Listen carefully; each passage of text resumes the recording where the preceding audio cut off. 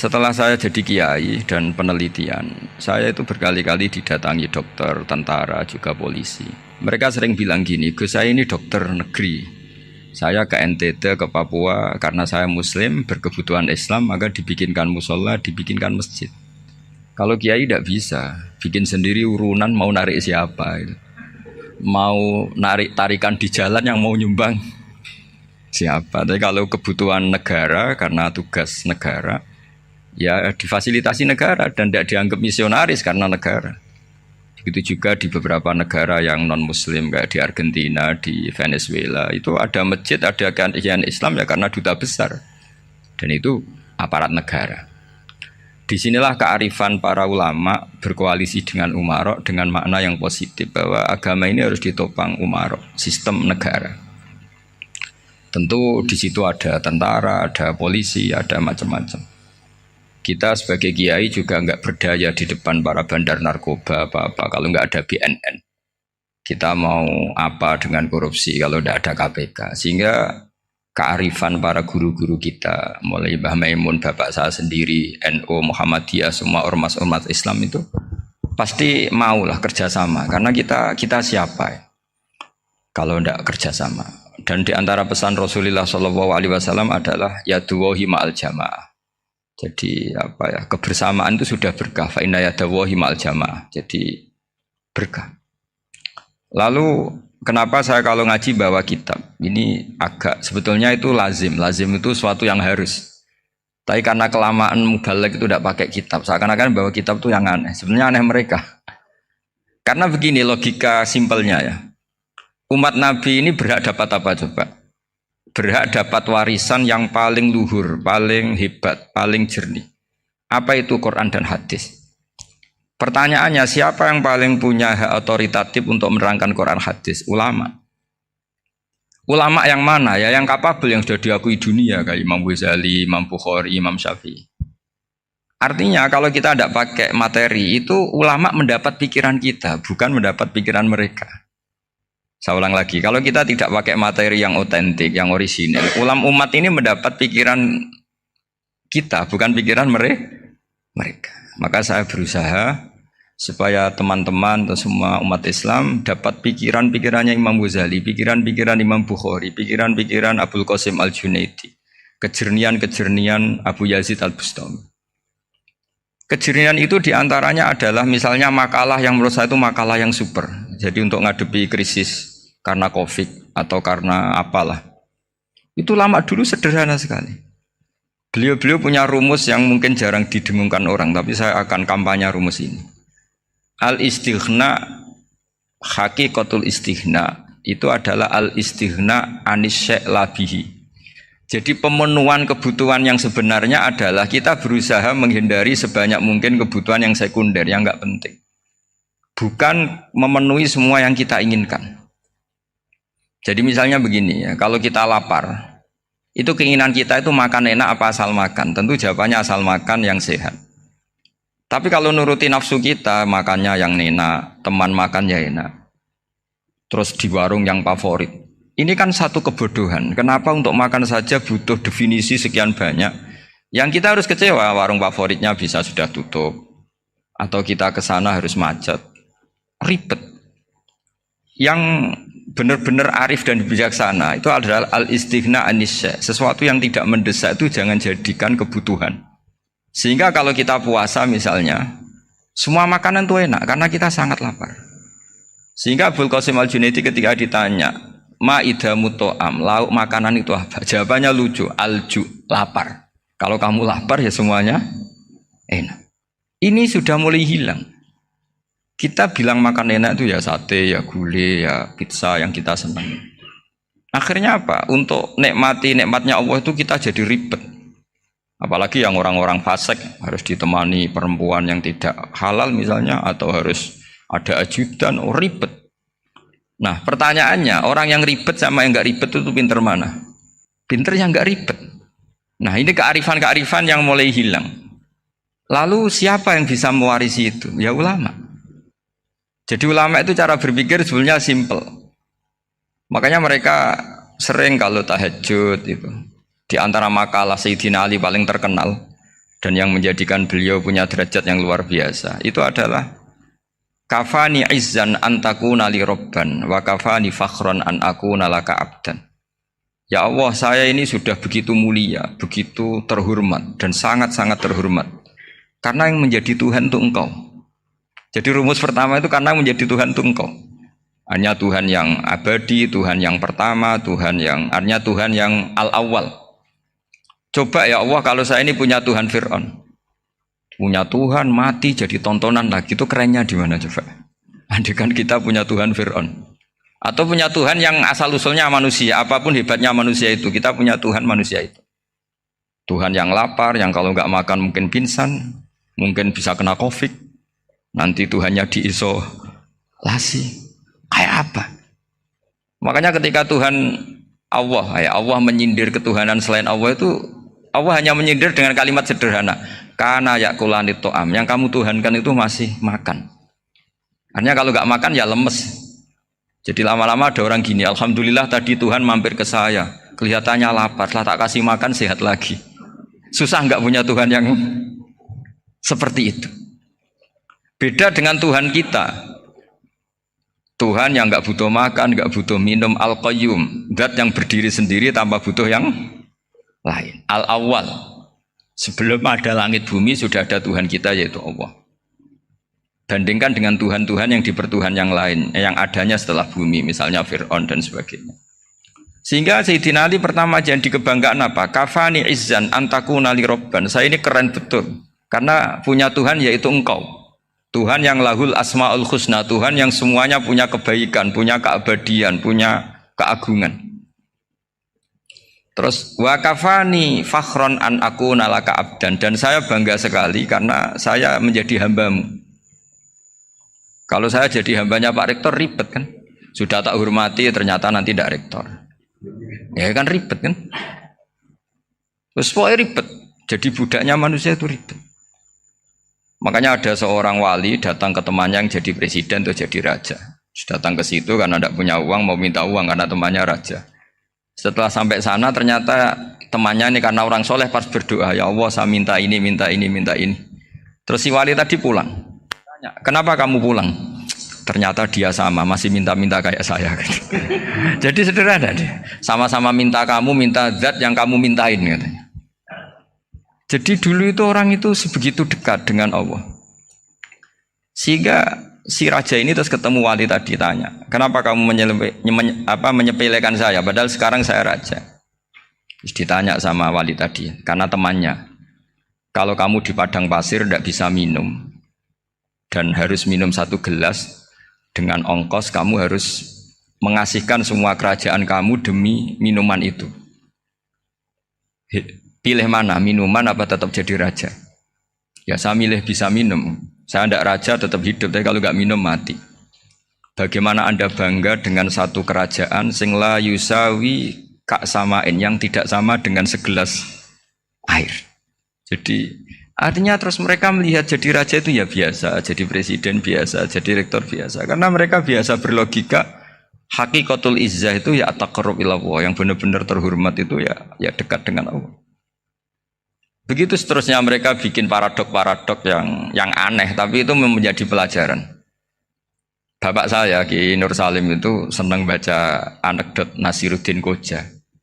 Itu kalau bikin orang-orang aneh, itu dia datang ke satu pesta, pakai baju lusuh, pakai sarung lusuh atau celana lusuh, sama Sohibul Bed yang punya acara dibiarin. Setelah dibiarin dia pulang pakai jas, pakai dasi, pokoknya keren. Dihormatin, pakai alpat, pokoknya dihormatin, silakan. Pas dia disuruh minum, minumannya itu disokkan saja ke sakunya. Jas, kamu harus minum yang banyak, karena kamu yang dihormati, bukan saya. Terus makanannya semuanya diletakkan di saku, ada yang apa, ayo kamu makan yang banyak. Alpatnya juga gitu, dikasih sate, apa, ayo kamu makan yang banyak. Mereka tidak melihat saya, melihat kamu. Akhirnya orang satu pesta itu istighfar semua, berarti kita ini salah. Terus dia pidato, kenapa kamu uang gitu? Tadi saya datang, orangnya sama. Gara-gara beda pakaian, penghormatannya beda. Berarti yang berhak dapat makanan ini jasa ya, bukan saya. Betapa naifnya kita sebagai orang. Ternyata kita masih hormat sesuatu yang seperti itu, yang atribut lah. Jadi orang-orang sufi itu orang yang bisa menertawakan dunia. Akhirnya ya pertama dia dianggap orang gila, masa jas dikasih makan, dikasih minum. Tapi secara fikih dia benar, haram dia makan. Karena pas dia datang dibiarin, setelah pakai jas dikasih makan. Berarti hakikat yang dapat rezeki siapa? Jasnya apa orangnya? Jasnya apa orangnya? Jasnya. Jadi itu orang-orang sufi, kearifan orang-orang dulu itu bisa ngelola hal-hal yang keseharian menjadi luar biasa. Ada seorang wali melihat istrinya makan satu piring, anaknya makan satu piring. Ditanya, kalian kenyang? Wah, kenyang sekali. Melihat anaknya minum kopi satu cingkir, senang. Kalian senang-senang sekali. Wah, kalau senang dengan hal-hal yang murah bisa, ngapain harus senang dengan hal-hal yang mewah? Bodoh sekali saya. Sehingga terus mereka bisa qanaah. Qanaah itu ya hidup itu simpel, sederhana. Jadi tentu saya tidak akan ngomong yang muluk-muluk, selain itu tidak bidang saya juga apa ya. Kita ini butuh obat di kondisi seperti ini, butuh kesederhanaan, butuh apa ya, istighna tadi. Kita harus istighna billah an ghairillah. Jadi sudah cukup bahwa Allah ini segalanya. Sehingga di antara tugas suci Nabi Ibrahim dan semua nabi adalah wa ja'alaha kalimatam baqiyatan fi aqibih. Nabi Ibrahim itu nabi yang diberi gelar Allah. Dia adalah nabi yang menjadikan kalimat tauhid itu kalimat yang abadi. Fi aqibih, di anak turunnya, di semua generasinya, baik anak turun karena gen maupun karena pembinaan, karena pendidikan. Ini penting sekali saya utarakan karena apa? Satu kehidupan itu sebenarnya digerakkan oleh kata-kata. Oleh moto kalau oleh bahasa modern. Sehingga banyak ulama mengatakan al-ibarat kutun li'ailatil mustami'in, bahwa redaksi atau moto atau pegangan hidup itu penggerak kehidupan. Sehingga sebetulnya manusia itu digerakkan oleh kalimah-kalimah itu, oleh moto-moto itu, oleh prinsip-prinsip hidup itu. Misalnya orang Palestina itu tiap hari ke pasar gitu. Mereka ke laut gitu. Ditanya, kenapa tidak takut tembak Israel? Jawabannya lucu. Kena tembak ya mati, nggak makan ya mati. Nggak kerja ya mati. Ya sudah, sama-sama mati ya mendingan aktivitas normal. Tapi saya tidak menyarankan itu untuk melawan COVID. Ini cerita saja. Kamu jangan provokator itu. Karena ini wilayah sensitif. Jadi banyak orang yang poligami, kalau ditanya alasannya gitu, istri satu ya cerewet, dua ya cerewet, mendingan 4 katanya. Ya banyak ya gitu. Tapi ada yang kebalikan, istri satu cerewet saja hampir jantungan, apalagi 4, tinggal matinya kan gitu. Itu semua yang menggerakkan itu kalimat. Kalimat itu satu pegangan. Banyak orang loh yang nggak ingin jadi rektor tuh banyak loh Pak Bejo. Jangan kira semua dosen ingin jadi rektor. Melihat rektor sibuk rapat mempertahankan reputasi Unisula, terus sering pegang kepala. Ngapain repot-repot? Jadi tukang sapu aja dapat gaji, ngopi, rokokan, selesai. Bodoh amat jadi rektor, mikir orang banyak. Banyak loh orang yang gak ingin jadi presiden tuh banyak. Karena ngopi nyaman, gak ada yang ganggu. Mau tidur sampai jam 9 siang juga gak ada yang ganggu. Sehingga mereka melihat pegawai negeri itu gak keren, orang kok diatur jam, disiplin. Itu memang cara Allah membagi rahmat. Mau kamu apakan coba? Cara syukurnya dia seperti itu. Bapak saya dulu tuh sering ngajarin saya, diajak jalan-jalan pagi-pagi. Melihat orang ngopi, makan uduk itu bapak seneng. Kok enak jadi wong awam. Ngene esuk-esuk nyemak bocah kesel kabeh kono enak ngopi rokokan. Bapak kadang iri sama orang awam itu iri. Sudah gitu berharap masuk surga kan enak sudah gitu. Tahu-tahu mati, tidak tahu ke surga apa ke neraka ya tidak tahu. Jadi nah, orang dulu itu orang yang bisa mensederhanakan dunia. Sehingga ya sudah cara bahagia. Makanya saya alhamdulillah saya ini kerjasama sama UII sama beberapa kampus. Memang amdan itu sengaja. Kampus itu ya punya sistem yang nggak bisa mewakili sistem kiai. Kiai juga punya sistem yang nggak terwakili oleh kampus, juga sebaliknya saling melengkapi. Saya sering ketemu rektor UII, rektor kampus-kampus Islam. Mereka cerita, Gus pendidikan pondok harusnya dimodernkan gini-gini. Saya bilang, kalau pondok modern kayak kampus itu nanti saya ketemu Allah tidak bisa jawab. Kenapa Gus? Saya beri contoh gini. Kalau misalnya perempuan perawan lah atau apa saja, namanya perempuan. mau tanya tentang menstruasi atau haid. Kalau semuanya sistem kampus, dia harus kuliah dulu. Registrasi dulu, kuliah dulu, bayar dulu. Dan dapat jawabannya nunggu mata kuliah pas itu. Bandingkan kalau sistem pondok, saya tuh sering ke pasar sama anak saya dicegat sama ibu-ibu. Gus, anak saya ngalami gini-gini, keluar darah terus menerus, nggak 6 hari tapi 1 bulan penuh. Itu hukumnya apa, Gus ya? Nanti saya mau sowan ke jenengan. Nggak usah sowan, di sini aja. Ya sudah, sebelum mengeluarkan darah yang rutin seperti itu biasanya haidnya berapa hari? 6 hari, ya sudah ikut yang 6 hari, yang lainnya istighatsah. Ngoten tok Gus, ya udah ya. Begitu terus di masalah udhiyah, Pak. Ya coba kalau semuanya pakai sistem kampus, daftar dulu, bayar dulu. Jadi ini nggak ada jawabannya, nunggu mata kuliah itu, baru dapat jawaban. Itu biasa nggak sholat bertahun-tahun karena belum ada jawaban tentang itu. Ya itu kalau misalnya orang mati, tahunya cara apa memulasara jenazah itu nunggu kuliah dulu, pas mata pelajaran itu dulu, baru menangani orang mati. Berarti orang mati itu tergeledak semua. Tapi kalau kiai kan enggak. Kesini orang mati terbakar, kalau dimandiin malah badannya copot-copot, itu gimana hukumnya? Ini ada orang mati Gus Kendat, ini disolati apa enggak? Ada orang mati apa itu oplosan itu disolati enggak? So sering ditanya gitu. Gak usah registrasi Pak Rektor, gak usah registrasi, gak usah daftar, gak usah seminar. Makanya kalau orang kampus wani kiai itu yuk kualat tenan gitu, karena ini yang on time ya. Tapi pondok seperti saya ya ikrar seikrar-ikrarnya pentingnya kampus karena melatih efisiensi waktu, disiplin, tata kelola manajemen sehingga kita ya hormat. Tapi tadi kita harus saling melengkapi sehingga saya tunjukkan ke publik bahwa saya hormat sekali sama polisi, sama tentara. Coba kita bisa apa ngadepi bandar narkoba kalau enggak polisi? Bisa apa coba menjaga NKRI kalau enggak tentara? Begitu juga ya sudahlah kita memang fa inna yadallahi ma'al jamaah, kita berkah itu kalau bersama-sama, tidak bisa kita sendiri. Nah lalu orang kayak saya itu ya beberapa kali sebetulnya saya itu ditawanin jadi dokter honoris causa apa. Kekhawatiran saya satu, takut pas nggak punya uang. Itu dokter kok gak di duit kan gak pantas gitu. Jadi repot gitu, daripada beban lah sudahlah nggak usah dokter. Jadi kalau nggak punya uang ya pantas, terus kalau ngebis ya pantas. Suatu saat kalau mati nggak ada yang hadir ya pantas, nggak dokter gitu. Kalau sudah dokter kok masuk neraka, kayaknya apalagi rektor kampus Islam kok masuk neraka itu kan kok kayak nggak pas itu.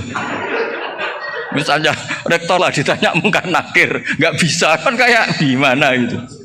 Makanya harus sering ngaji saya supaya nggak malu di depan mungkar nakir. Masa rektor ditanya mungkar nakir nggak bisa.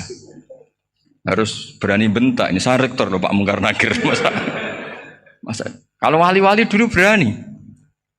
Masyhur di cerita wali-wali ditanya marabbuka manabuka. Saya ini guru tauhid.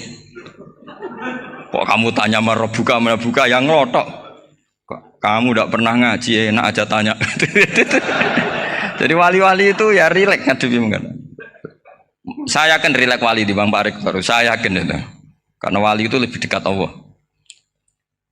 Sehingga orang dulu itu saya ulang lagi ya, ada satu kearifan namanya hidup itu apa? Hidup itu adalah cari sebanyak mungkin supaya hidup itu tidak tergantung pada banyak hal. Sehingga misalnya cara berpikir orang-orang modern itu sebenarnya banyak orang-orang ilmuwan yang nggak ngagumi Amerika. Bukan karena angkuh ndak. Untuk mempertahankan kebesaran negara sebesar itu, kebutuhan listriknya besar, kebutuhan tentaranya besar, kebutuhan apa? Sementara negara kayak Venezuela atau Swiss kebutuhannya ada banyak. Pertanyaannya, yang tergantung dengan banyak hal sama yang tidak tergantung banyak hal, itu pinter mana? Kalau dibalik pertanyaannya gitu, negara-negara maju itu tidak keren kalau dibalik pertanyaannya. Orang yang untuk mempertahankan eksistensinya banyak, butuh banyak hal, dengan yang tidak butuh banyak hal, itu pinter mana? Orang yang bahagianya nunggu jadi dokter, nunggu jadi kiai besar, kiai viral, dengan orang yang bahagia cukup dengan ngopi, itu pinter mana? Tapi kalau dibalik pertanyaannya, orang yang tahunya nikmat hanya kopi, dengan nikmat yang banyak, pinter mana? Makanya Mbah Mun tuh kalau guyon itu lucu. Aku ikut saake, ambek wong desa sing mlebu swarga. Saya dulu eskal mlebu swarga kok disakeni. Akhirnya beliau memberi penjelasan. Wong desa iku roe pakanan enak iku mau kopi mbek uduk. Lah swarga iku mau nuruti sing dikarepno. Akhirnya wis mau mangan wis ngopi nguduk ngopi ora roh pakanan liyane ku ora roh. Nasi mandi ya ora roh, pizza ya ora roh apa-apa. Terus saya bilang, wah lah niku nak nganti selera tentang wanita cantik. Iku juga sederhana. Rontok pesek ya wis cantik, rontok ireng ya wis. Apa bidadarinya seperti itu karena saking enggak pengalamannya. Jadi surga itu kan nuruti apa yang diinginkan. Kira-kira keinginan orang kampung kalau di surga itu apa coba? Makanan apa coba? Ya, nah, senengnya ketemel gemblong itu. Artinya malaikat lebih suka nangani surganya orang-orang kampung timbang Pak Rektor. Ini sudah ribet ini. Makanan apa saja sudah harus dicoba ya. Terus kalau di mall tahu orang macam-macam, seleranya macam-macam pasti. Enak mana kalau sampai jadi malaikat pelayan surga? Suka ngelayani orang kampung apa yang orang kota? Orang kampung kan? Jadi ya itu guyon tapi itu menjadi pikiran kita bahwa orang yang banyak kebutuhan itu sebetulnya banyak kebodohannya karena menggantungkan kebahagiaannya dengan banyak hal. Makanya Imam Syafi'i ngendikan istighna itu apa? Al istighna anisya'i. Yang dikatakan kecukupan adalah berusaha sebanyak mungkin banyak hal tidak kamu butuhkan. Bukan memenuhi semua kebutuhan kamu karena nafsu kamu ini tidak ada batasnya gitu. Kalau kamu penuhin nggak akan selesai. Itu ada perempuan yang kurang cantik itu minta doa saya, Gus doain suami saya kaya, terus tak guyonin, terus nggak minta. Kalau suami kamu kaya, yang pertama dirubah itu apa? Rumah Gus, supaya rumah saya bagus. Kedua apa? Mobil, supaya mobil saya bagus. Nanti yang dievaluasi itu kamu. Mobil bagus, Alphard, rumah mewah, istrinya kamu pasti itu dievaluasi. Langsung nggak usah sudah gini aja kan. Jadi pertama yang dievaluasi itu kaya itu coba kalau suami kaya itu yang dievaluasi pertama rumah ya, rumah ganti. Setelah itu apa? Mobil. Kira-kira berikutnya akhirnya sudah aku nggak jadi. Nabi Ibrahim itu pernah minta umur panjang, keren umur panjang. Sama Allah nggak dijawab. Datang orang tua gitu mertamu ke Nabi Ibrahim, terus disuguhi dikasih kurma. Apa itu? Kok kurma apa? Anggur yang sudah matang sekali, sudah dimakan. Setelah dimakan meler keluar lagi, dimakan lagi meler lagi. Terus Nabi Ibrahim masuk lagi ke kamar. Ya Allah, doanya tak cancel. Nanti kalau saya tua kayak itu. Jadi Allah itu nggak jawab langsung tapi ngirimkan itu. Akhirnya ya Allah nggak jadi. Nanti takut itu. Saya pernah ngalami jadi kiai tadi ada ibu-ibu ya nggak pati cantik lah. Suaminya itu miskin sekali. Minta doa saya supaya kaya. Bareng tak kasih pertimbangan itu udah nggak usah nggak jadi. Jadi itu kearifan. Tapi kearifan ini harus kita tanamkan. Saya nggak bisa membayangkan Indonesia yang besar ini. Andai kan tidak ada qanaah. Nerimo ing pantum. Coba sekarang ada Covid. Andai kan Indonesia tuh kayak Perancis. Saya beberapa kali punya tamu orang yang hidup lama di Perancis, bahkan dapat istri orang Perancis. Itu dulu gak begitu mencintai Indonesia. Tapi setelah di Perancis 2 tahun, wah Indonesia hebat. Di Perancis tuh kata dia kalau cerita, semua kebutuhan masyarakat itu dibebankan ke negara. Apa saja minta negara, apa saja nyoal negara. Sementara Indonesia coba kalau Indonesia mengalami seperti ini kok tidak ada qanaah rimo ing pantum, bisa kios Indonesia. Orang miskin nyalahkan negara, kelaparan nyalahkan negara, apa saja. Tapi barokahnya dididik kiai jogeman nyalahno wong liya. Urip pun romo ing pandum, diame. Sampai enggak ngerti kalau Covid. Banyak tuh orang-orang kampung itu, orang lugu-lugu itu. Mbah niki saking Covid, salam ning Covid muga-muga umure panjang. Dikira Covid itu nama orang yang ahli sosial itu. Mbak niki dana saking Covid. Matur nuwun sampekno salamku muga-muga umur panjang. Bingung kan yang nganterin ini. Ini gimana yang mau menjelaskan? Memang enggak paham. Ribet kan. Tapi saya pastikan bahwa dengan keadaan seperti ini kita bahagia, kita stabil itu jelas barokahnya kalimat tadi, moto tadi atau pegangan hidup tadi. Makanya disebut al-ibarat qutun li'ailatil mustami'in. Bahwa redaksi atau kata-kata atau pegangan atau filosofi hidup, apalah namanya itu adalah penyemangat. Penyemangat. Karena kata-kata ini memang luar biasa. Ketika sahabat perang demi kebenaran, zaman itu ya pasti benar karena yang dibela Nabi. Dulu itu kan enak zaman Nabi, yang dibela mesti benarnya, musuhnya mesti salahnya. Sehingga dulu itu memang harus tegas. Kalau sekarang mau tegas gimana? Yang kamu bela tidak mesti benar, musuhnya tidak mesti salah. Ribet kan kalau misalnya saya tukaran sama Pak Rektor, kamu mau bela mana kan bingung.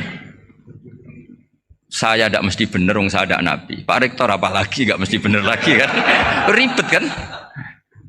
Jadi kalau kita mau perang sekarang itu mau pede gimana? Enggak.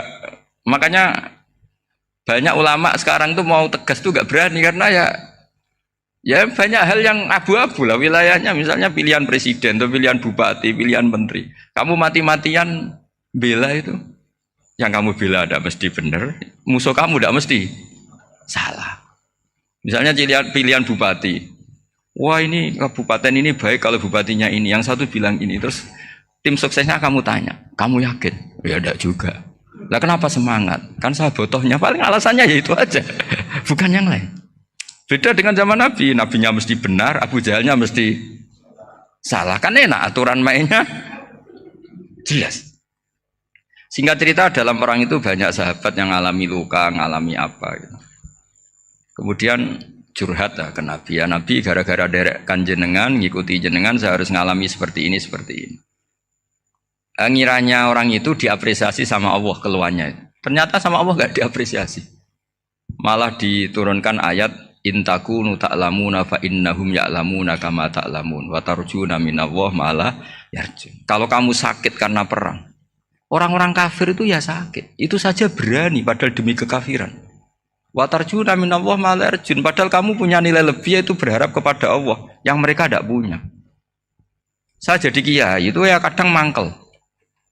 Karena yang benci ya benci, yang seneng itu ngel-ngel loh kayak Pak Bejo. Jadi semuanya ribet.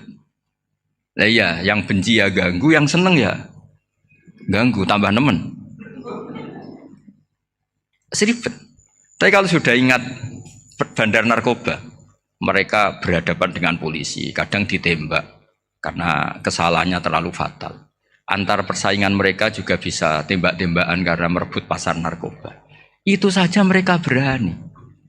Kok kita yang jadi kiai kadang dicium tangannya, dihormati gak berani, hanya takut apa ya musibah-musibah kecil atau problem-problem kecil. Lah iya, kalau kita bandingannya gitu. Kalau kamu mau tahajud kedinginan, itu masih nanti dihisab Allah itu gitu.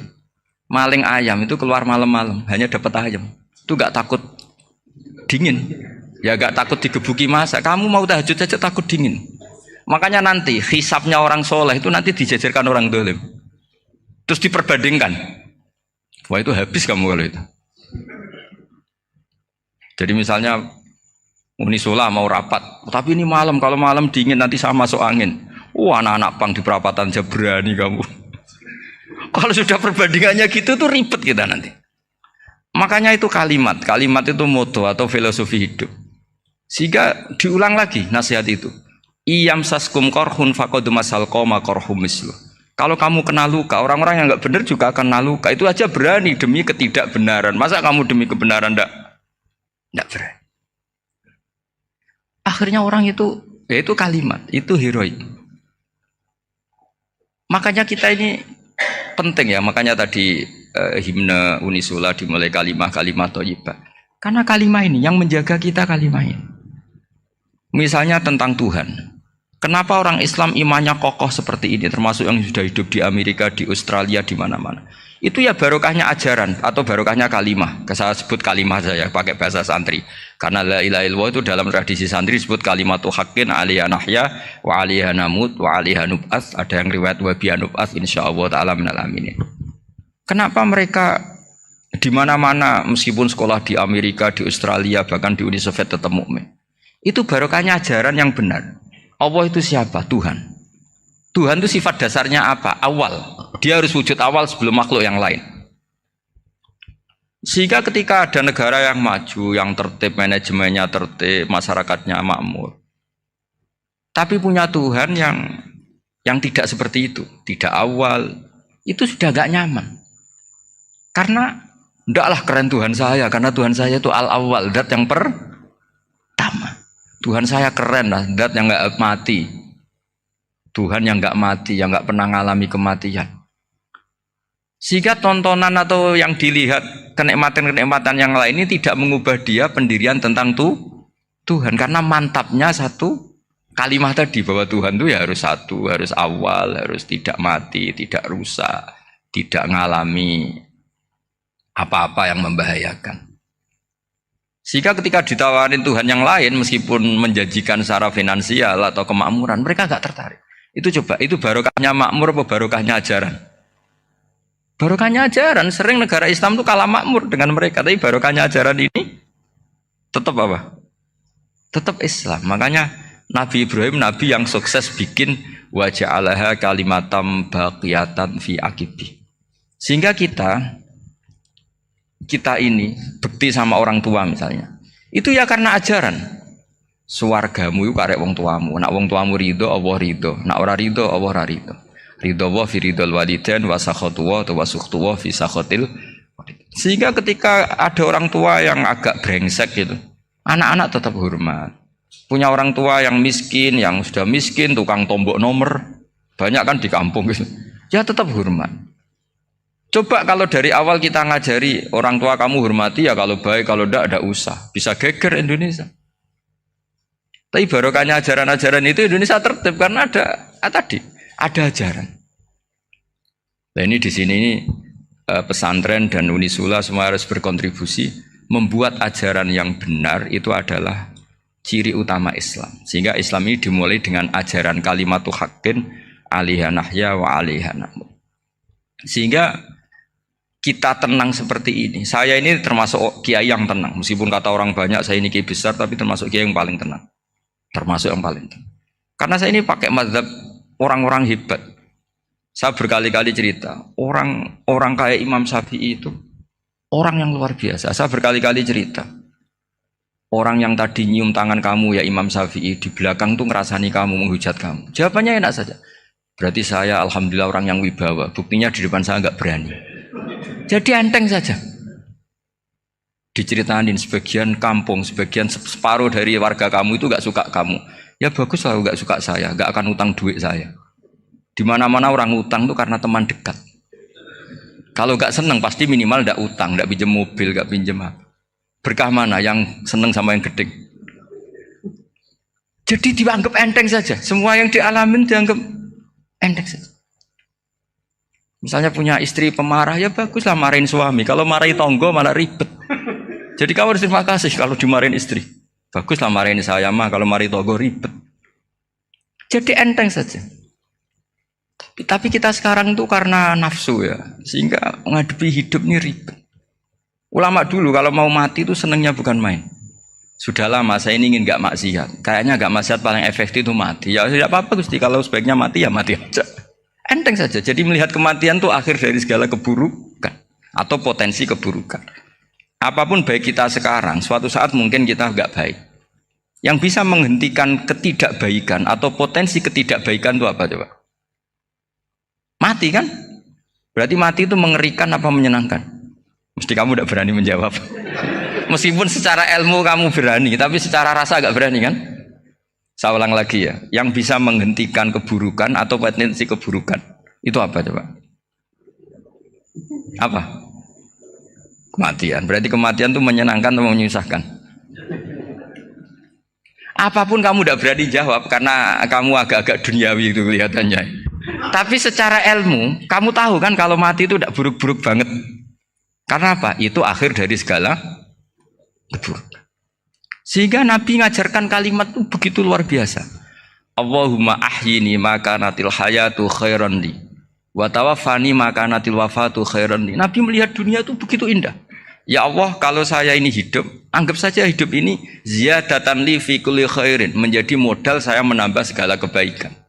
Jika suatu saat saya mati, anggap mawon rohatan li min kulli syarrin, itu akhir dari segala keburukan saya. Sehingga mati hidup ya baik karena di situ kita bisa berkontribusi beramal soleh. Mati juga baik karena mengakhiri segala keburukan. Nabi nate ngendikan lagi, ajaban li amril mukmini inna amrahu kullahu khair. Orang mukmin itu mengagumkan, semuanya baik. In asobathu na'ma syakara fakana khairan lah. Kalau baru dapat nikmat, dia syukur, maka itu baik. Wa in asobatu dharra sabara. Kalau dapat masalah mereka sabar, itu juga baik. Sehingga orang mukmin dua sisinya pasti baik. Itu juga kalimat, maksudnya moto atau pegangan hidup. Nah berikut ini saya beri contoh, ini kenangan saya, ini contoh terakhir. Masalah jadi orang terkenal maupun tidak. Di sini dicontohkan Imam Ghazali di halaman 367 di kitab saya 367, juznya 3 di kitab Ihya Ulumuddin. Di sini beliau cerita betapa untuk menjaga ikhlas sebaiknya orang itu tidak terkenal, tidak syuhrah, tidak terkenal. Oke, itu kita sepakat ya, karena kalau terkenal mungkin orang dipaksa publik dengan tanda kutip untuk selalu berbuat baik, tapi karena jaim lah, jaga image atau apa. Tapi ketika dibalik pertanyaannya, kamu rela yang terkenal itu orang nggak benar, sementara yang orang benar itu nggak terkenal. Lalu masyarakat taunya yang tidak benar. Kalau pertanyaannya dibalik gitu, orang baik wajib terkenal enggak? Kalau pertanyaannya dibalik seperti itu. Dokter yang benar tidak terkenal, yang malpraktek terkenal. Kamu ingin kondisi seperti itu? Gak ingin kan? Kampus yang bagus gak terkenal, kampus yang bagus gak terkenal, yang gak bagus. Nah, artinya apa? Gara-gara olah kata, olah pikiran, ini logika jadi rubah. Lagi-lagi apa? Jawaban itu ada di kata-kata sebetulnya. Makanya bab-bab seperti ini tidak usahlah kita berdebat, berpolemik. Sebaiknya orang itu humul, menutup diri, apa sebaiknya orang terkenal, itu nggak perlu seperti itu. Sudah terserah Tuhan saja. Makanya saya mulai dulu ngaji sampai sekarang itu ya tidak punya punya ikon tertentu atau punya website tertentu, enggak. Sudah terserah pangeran. Sudah saya juga tidak sok suci materialistik atau enggak, ya tidak mikir saya. Bukan apa-apa ya, karena saya ini kiai, jadi biasa urusannya sama Allah, tidak sama makhluk. Jadi pusing kalau sama sarah-sarahnya makhluk itu pusing. Meskipun rektor kalau nasihati saya pasti tidak saya terima, itu tetap makhluk, itu sudah ada ngefek kalau saya itu sudah ada itu. Bukan karena saya sombong, ya memang makhluk betul gitu, bukan. Cuma nasibnya bejo aja, tapi makhluk tetap makhluk. Saya beri contoh ya. Ini makalah yang ditulis Imam Ghazali. Ya. I'lam aslahaka Allah anna aslal jah wa intisarus sayyid atau sayyidi wal istihar wa huwa mazmum.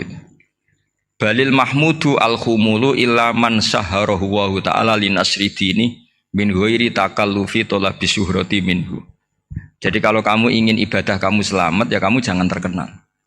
Tapi resikonya adalah kalau kebaikan itu tidak terkenal, maka enggak dikenali. Kalau enggak dikenali berarti masyarakat hanya punya percontohan yang tidak baik, karena yang baik tidak terkenal. Jadi itulah ulama-ulama dulu. Jadi apa-apa itu dibanding-bandingkan. Kemudian nanti kelihatan, jawabannya itu kelihatan.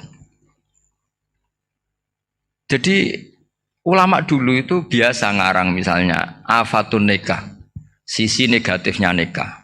Harus ngurmat istri, harus macam-macam, kalau terlantar itu ya dosa. Seperti tadi Pak Marsudi cerita, kalau orang ngapalkan Quran itu takut lupa, kalau lupa itu jadi dosa. Pertanyaannya, kalau semua orang takut lupa, takut dosa, semua orang nggak hafal Quran karena potongan-potongan lupa. Cara berpikir tidak seperti itu. Kalau berpikir ya namanya hafalan, ya inginnya hafal, kan nggak ingin lupa. Lah nanti kalau takdirnya lupa karena hal-hal yang dimaklumi oleh syariat itu enggak yang termasuk dosa. Yang dosa itu lupa takliwiri udhrin syar'iyyin, lupa yang tidak ada sebab yang apa? Syar'i. Tapi lupa bawaan EQ-nya tidak bagus. Lupa bawaan sering dibentak. Oh itu enggak masalah karena bawaannya orang tertekan itu ya lupa. Coba kamu hafal Quran, terus punya kredit jatuh tempo, pas hari itu aku yakin enggak cerdas sudah. Itu bawaannya orang tertekan itu pasti Pasti lupa. Jadi ya saya teruskan ya. Jadi terus ada makalah yang sangat bagus sekali tentang itu. Saya baca ya. Wa yadullu ala dzalika anna Allah azza wa jalla amaral anbiya'a bi idharil amali lil iktida wa khassahum bi mansibin nubuwah. Wala yajuzu ayyudhanna bihim annahum khurrimu afdhalal amalen. Jadi orang yang terlalu mendewa-dewakan khumul itu menutup diri. Oke, itu baik karena dengan khumul, dengan menutup diri Anda tidak riya, Anda tidak pamer. Tapi kata Imam Ghazali, kamu juga harus ingat di antara syaratnya Nabi itu harus mengumumkan kalau beliau itu seorang Nabi. Harus memaklumatkan kalau beliau seorang Nabi supaya bisa diikuti. Caranya sholat harus diumumkan sehingga Nabi itu mengatakan harus jamaah. Karena dengan cara jamaah itu bisa shollu kama ra'aitumuni usolli. Coba kalau Nabi sholatnya nggak diperlihatkan, kamu harus sholat yang benar. Caranya gimana ya Rasulullah? Itu rahasia. Bingung nggak kira-kira? Bingung nggak? Ya misalnya amal rahasia selalu lebih baik. Terus ada pertanyaan, Nabi ngendikan kamu sholat yang benar. Caranya gimana Nabi? Ya itu rahasia. Terus gimana coba? Tapi Nabi ngendikan apa? Shollu kama ra'aitumuni usolli. Ya sudah kamu sholat, niru saya sholat. Berarti Nabi sholatnya diperlihatkan apa disembunyikan? Diperlihatkan. Jadi begitu juga saya berkali-kali bilang, orang tahu kalau itu bidan ya berdasar tulisan itu bidan. Tahu kalau itu dokter gigi ya itu dokter gigi. Jangan sampai gara-gara tidak ada tulisan mau beli alat bangunan di dokter gigi. Mau periksa gigi di toko bangunan. Gara-gara apa? Nggak ada maklumat. Nah, di sini ulama-ulama selalu memaklumatkan dirinya. Termasuk Imam Ghazali ketika ngarang kitab dinamai Ihya Ulumuddin, bahwa kitab ini bisa menghidupkan ilmu-ilmu agama yang mulai hilang. Begitu seterusnya. Jadi ini ngaji ya. Jadi orang itu harus ngerti. Jadi jangan nuruti emosi sendiri atau logika sendiri. Bahwa saya suka humul, ya monggo. Agama Islam menyediakan sarana itu. Uzlah itu ya punya sisi kebaikannya sendiri. Tapi syuhrah terkenal asal tidak nuruti nafsu juga punya sisi kebaikannya sendiri. Setidaknya umat ini punya satu master kebaikan yang mudah diakses. Tapi tadi saya ulang lagi, jangan karena hadun nafsi, jangan karena kepentingan pribadi. Makanya di sini disebutkan wa yadullu ala dzalika ay ala syuhrah anna wa ta'ala amaral anbiya bi idzharil amal lil iktida. Allah selalu memerintahkan para nabi kalau ngamal kebaikan ya harus dimunculkan supaya bisa ditiru. Yaitu tadi kita tidak bisa bayangkan kan kalau misalnya Nabi menyuruh kamu harus sholat yang benar, kemudian sholatnya Nabi sembunyi. Kalau ditanya, Nabi saya niru siapa? Wah itu rahasia, kamu nggak boleh lihat sholat saya, saat takut tidak ikhlas. Ribet kan? Sehingga jamaah itu statusnya tetap harus. Nah bedanya harus ini ulama berpendapat harus yang apa? Fardu kifayah. Tapi fardu itu maknanya harus. Tapi bukan berarti kalau nggak jamaah sholatnya nggak sah, nggak. Tetap tapi statusnya jamaah tetap apa? Harus. Nah barokahnya harus ini orang yang baru sholatnya langsung benar karena ada yang diikutin. Coba kalau mantan dukun baru sholat terus sholat sendiri, itu mesti mirip mantra gitu. Karena dia tidak ada master percontohannya. Tapi barokahnya ada master, orang paling bodoh pun kalau sholat ya benar, karena standar ada komandonya, ada imamnya. Sehingga Imam Ahmad malah berpikir keras, syarat sahnya sholat itu harus jamaah. Cara pikirannya Imam Ahmad keras sekali beliau. Sehingga kalau orang sholat sendiri kok ada orang lain yang maunya berjamaah harus bayar, orang itu harus bayar demi sahnya sholat. Itu madzhabnya Imam Ahmad. Tapi kalau madzhab Syafi'i hanya mengatakan fardu kifayah, yang kalau satu komunitas. Jadi tak baca lagi biar dapat berkahnya Imam Ghazali. Asirru afdalu minal alaniyati. Terus kata sebagian ulama al alaniyah itu afdal minasirri. Terus diperbandingkan baik yang mana amal dipertontonkan sama ndak. Terus kata Imam Ghazali, kalau orang itu bisa jaga tidak riya, maka sebaiknya dipertontonkan karena kebaikan harus yang muncul, bukan yang tidak baik yang muncul. Makanya ketika memaklumatkan diri sebagai ingin jadi generasi khairah ummah, itu kalau diterjemah itu kan, wow, khairah ummah, umat terbaik. Itu kan kayak agak angkuh. Tapi nggak apa-apa, itu nggak apa-apa. Masa kita kampanye siap degradasi moral kan ya lucu kan. Masa jualan gitu kan ya lucu. Kita memang ingin mengkhidmati ummah, berbakti dengan umat, membantu supaya jadi generasi khairan apa? Umat. Tidak apa-apa dimaklumatkan supaya dengan itu umat punya sarana. Oh kalau ingin jadi khairan ummah kuliah di sini. Jangan lalu enggak gitu. Ya sama kita dokter, maklumatkan saja dokter gigi, dokter kandungan, dokter bedah. Sehingga orang kalau mau bedah ya jangan ke dokter kandungan. Jadi barokahnya maklumat ya. Jadi saya mohon sekali ini, saya sendiri sebetulnya orang yang nggak siap terkenal sebetulnya, tapi ya sudah terserah Allah saja. Kalau itu cara Allah menyebar kebaikan, ya monggo. Pokoknya kita tawakal saja sama Allah Subhanahu wa Ta'ala. Ya saya kira demikian. Assalamualaikum warahmatullahi wabarakatuh.